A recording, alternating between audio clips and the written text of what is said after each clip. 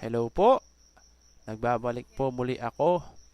Ako po si Daniel, welcome po sa aking 6 CSS tutorial Tagalog version. Ang topic po natin sa ngayon is about border. So last time po, pinag-usapan po natin yung padding. Ngayon naman po is yung border.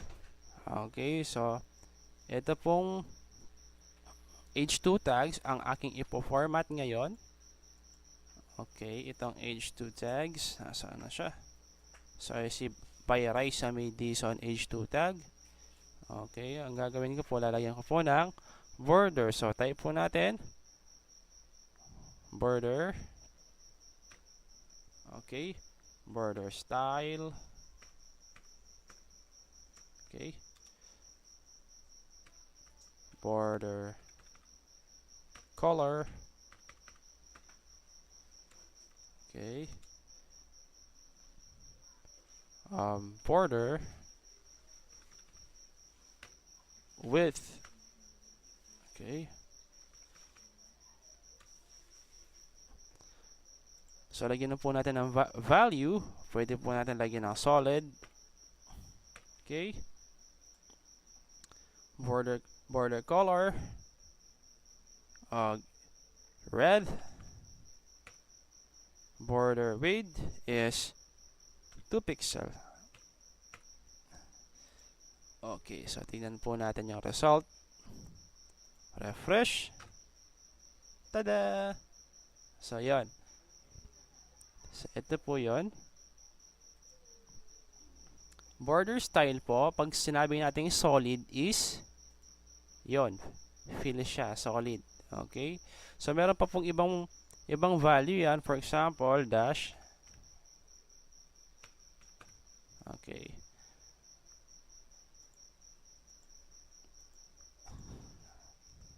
Ayun. Okay. So, border color. So, alam niyo na po ibig sabihin nito is yung color ng border na red. Okay. So, ito namang border width. Ito po yung kapal ng ating border. So, for example, dadagdagan ko po yan. Gagawin ko siyang 5 pixel. Save. Refresh. Ayun.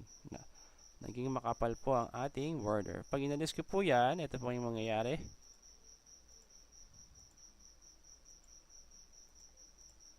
Okay. So, meron po siyang default width. Okay? Gusto po ng manipis. Border width is 1 pixel.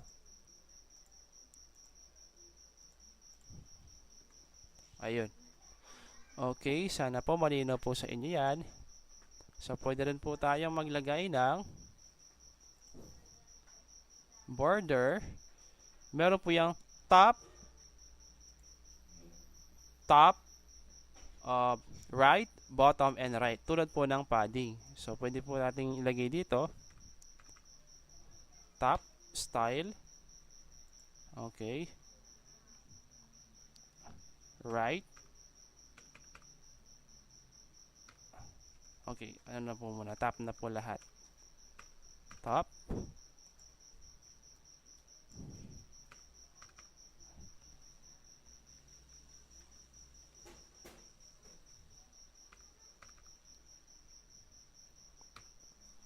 Okay. So, ang ma-apply po niyan is yung top lang. Okay. Fresh. So, yun po. Kapalan po natin ito para makita natin yung tsaka lagyan po natin ng padding. Kahit ano lang siya. 5 pixel or 10.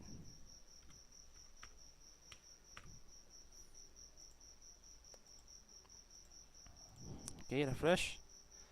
So, ito po, top. Okay, pwede rin po tayo maglagay. Kakopy ko po ito.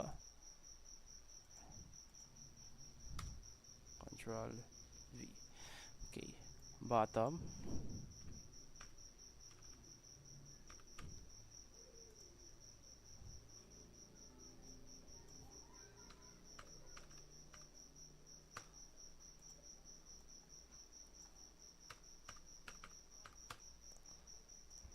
Okay. So, gawin ko po itong solid. And green. Okay. And save.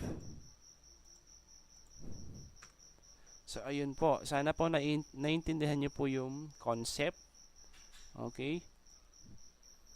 Pwede po itong palitan ng top, bottom, left, right.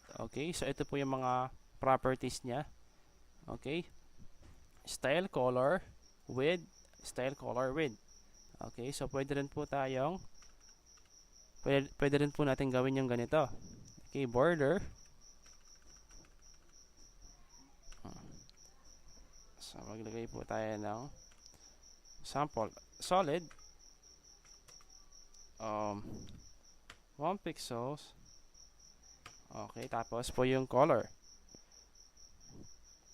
green. Okay,